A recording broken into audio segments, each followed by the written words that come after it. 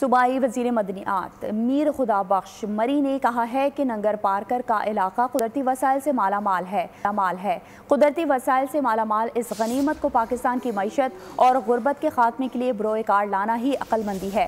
یہ بات انہوں نے ننگر پارکر میں مختلف میڈیا نمائندگان اور سوشل میڈیا ایکٹیوسٹ کے ساتھ دورے کے موقع پر گفتگو کرتے ہوئے کہی۔ ان کا کہنا تھا کہ جاپان نے گاڑیاں اور چائنا نے موبائل بھی ایسے ہی معدنیات سے بنائے ہیں جو سندھ میں موجود ہیں۔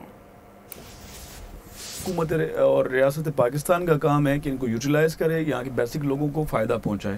تو یہ جتنا آگے نکلے گا، یہ جتنا ایکسپورٹ ہوگا، یا یہاں سے اس کی وجہ سے جتنے جو روزگار جو پیدا ہوگا، یا اس کی وجہ سے جو اس علاقے میں جو ترقی آئے گی، جو چیزیں ہوں گی، تو اصل میں چند جو ملک دشمن ہمارے عناصر ہیں جو ان کے ایجنڈا پہ کام کر رہے ہیں، وہ کبھی نہیں چاہتے کہ یہاں پر ترقی ہو۔